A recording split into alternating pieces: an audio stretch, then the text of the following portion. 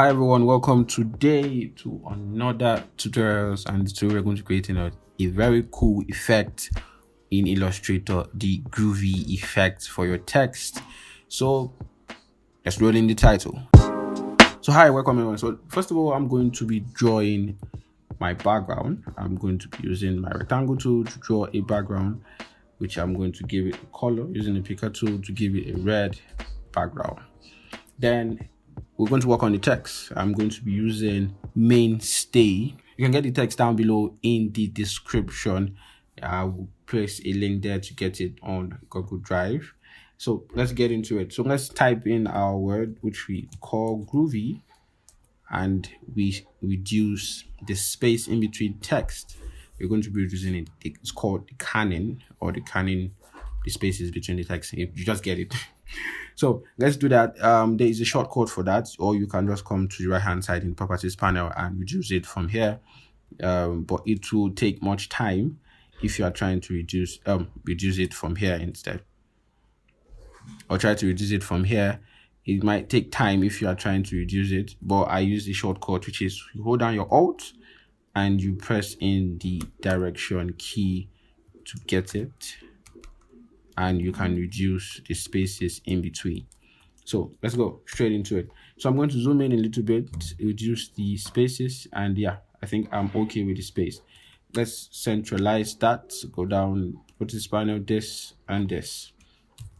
Good. Let's scale it up a little bit. Good. And we change the color to a little bit bright. Yeah.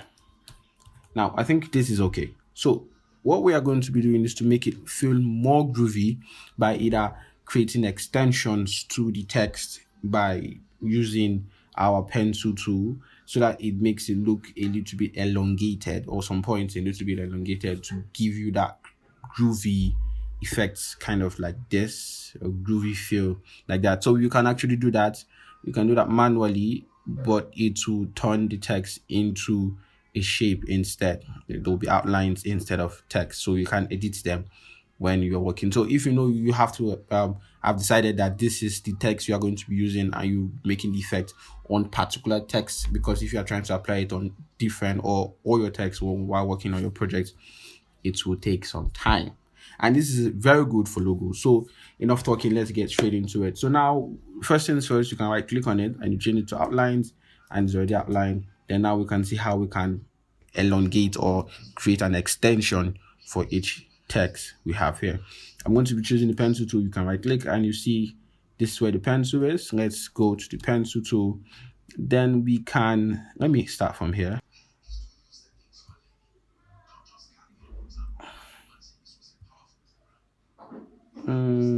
Let's see. Yep, this is also good.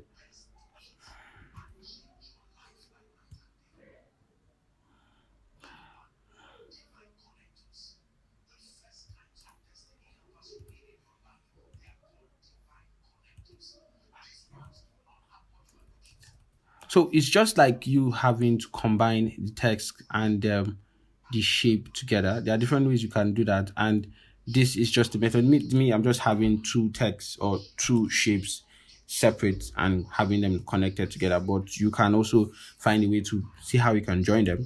I will show you when I'm creating an extension for the V. This is, I think I'm okay with this, except I just want to create some points at here. Click on the strokes and make the edge ends a little bit curved. Then I can use the width tool and work on specific areas that I want to be bigger, like this part. Can reduce this one here.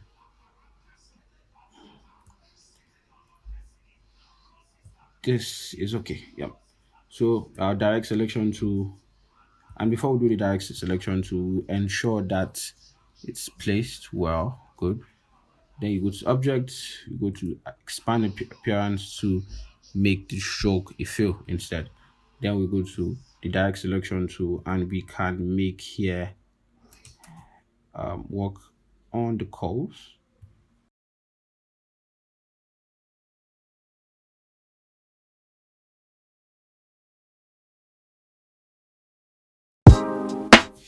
So I think this is okay for me. Yeah, this is okay for me. So let's make a little bit extension on the V and have something looking nice. Let's zoom out a little bit, go to the pencil, and let's draw something like this. Now, once if you want yours to be smooth and it's not smooth, you can double click on it and you change the fidelity to make it smooth. So let me work on this, increase the stroke, make it bigger, then you can shift it into place. Now you can work on targeted points using the direct selection tool. Let's click and drag inside, touch the curves. Could also increase the stroke a little bit in case. Go to point, anchor points, drag, yep. I think the stroke can also be increased a little bit. Yeah. So I think there is, yes, there's synergy for that. And let's work on this point. Go to stroke, you go to curve, come here. Let's move up to this place and go to the width tool, and we can adjust manually to get the bump. We convert it into a fill, stroke into a fill, then we can work on targeted points using the direct selection tool instead. You click and you just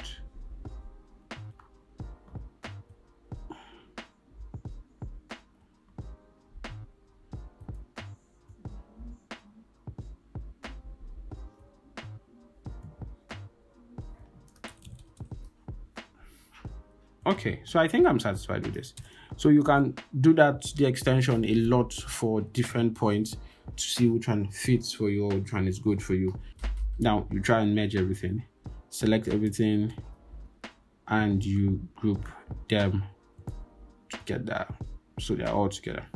So now let's create those effects that we have, like shadows, very long shadows. Now we'll click on the appearance here, the appearance icon here.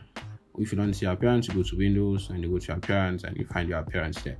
Now we're going to make it a fill. We add a new fill and we change the fill color to the color we had initially, or center. We can center that using this. Good. So we have it centered. Now we can add a layer behind it. You click on this, add a layer behind it, click on this under, and you go to effects, you go to distort and transform, you go to transform, and you make this, we make the move horizontal 1, and you make the vertical also 1. Add the copies, let's make it 20. I think that will be okay. And okay. Now it's been extended, but that's not the color we want to work with. We want to work something dark, so we can click on the fill and we change the color to what we want it to look like. So all just do is change the color to anything that you want it to look like. So this is how you can create the effect. You can also add a background to make it pop, as I usually do most times. Copy, place. I have a pattern I've created. You drop the opacity to about 50, and I think we're good. Good. So this is how we create the Groovy effect. Thank you all for watching, and I will see you in the next tutorial.